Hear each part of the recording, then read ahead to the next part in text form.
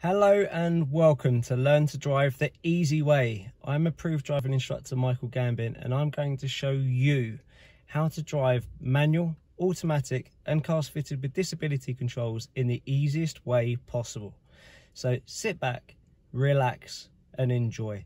And remember to hit the subscribe button underneath to see all of our videos.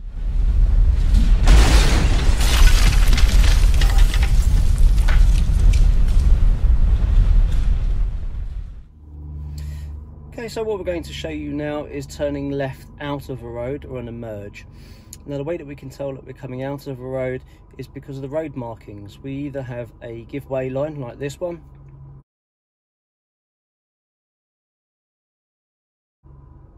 or a stop line like this one.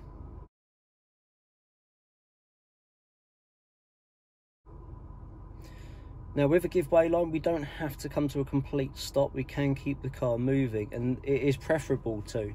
And that's because if there's parked vehicles obscuring our view, by keeping the car moving, we'll get to a point where we can actually see. Whereas if we stop too early, we'll have to use clutch control to go further forward.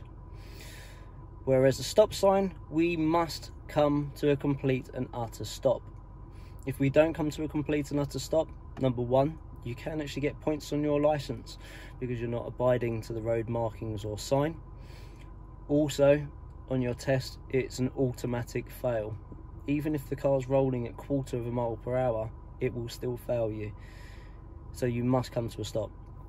So the routine that we're going to use is MSPSL, mirrors, signal, position, speed, and look. So the first thing that we're going to do is check our mirrors. So we're going to check the rear view mirror first before checking the side that we're moving towards. So in this occasion, the left mirror, because we're moving to the left. Now if we can see there is someone close behind us or someone that's going to go past us on the left hand side, we will then indicate earlier. Now the correct distance for the indicator or the signal is the speed limit of the road converted into meters. So if we're on a 30 miles an hour road like we are here, we want to signal 30 meters before. Doesn't have to be exact, but there or thereabouts. The next thing we do is our position, and we want to be in the center of our lane. If it's a very wide road, we can be further over to the left hand side, but don't get too close to the curb because it is making your life harder. Ideally a door length away meter. But if you're going around parked cars, then again you want to be over to the right by a door length or a meter. So if someone opens their car door on you, you're not going to hit it off the hinges. Also, if a pedestrian wants to step out from behind that vehicle, it means it's 2 steps for them. So it gives you a bit more time to be able to take action. Once we've done our position, the next thing we do is our speed. Now this is the bit that most people do incorrectly when it comes to driving. They go far too fast on the approach.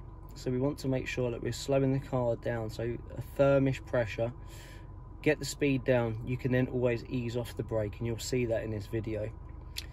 Now when we come up to the end of the road, we have 2 types. We have an open junction and a closed junction. An open junction is one that you can see both left and right hand sides of the major road you're turning onto very early.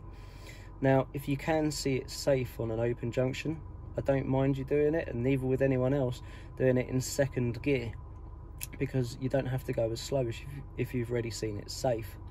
But if you can't see because of obstructions, whether it's fences, trees, parked cars, we'd use 1st gear. Now my cutoff and my advisory to you is the 3rd white line on the approach to the end of the road. We have 5 white lines as we approach the end of most roads, like in this picture here.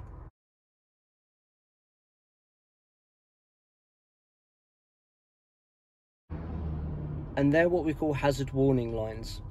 So if you can see by the 3rd white line, then it's an open junction. If you can't, then it's a closed. Once we've slowed it down, we've gone into 1st gear, the next thing we want to then do is slow it down to do our observations and look right, look left, look right again before we commit.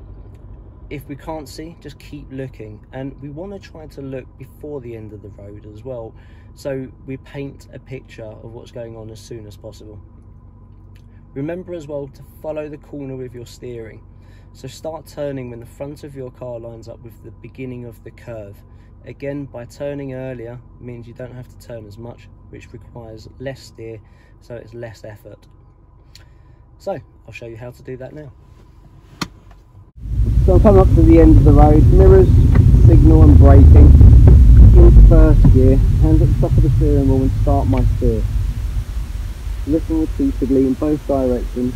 I'm having to go around this car now, so I'm just going to hold that steer and then I'll tighten it up a bit before I straighten up.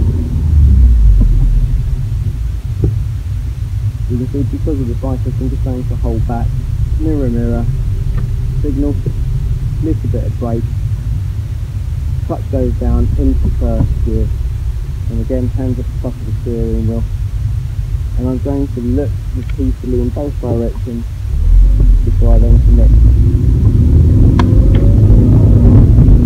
So I've got a bit wide there simply because of the cyclist. Right there a little bit for the pedestrians, checking my left mirror. Into third, mirror, mirror, signal and brake. Clutch down at the third white line into first gear, hands at the top, starting my steer. Assume it's safe, then I can pull away. So, I hope you found this video of good use, and I look forward to seeing you on the next video,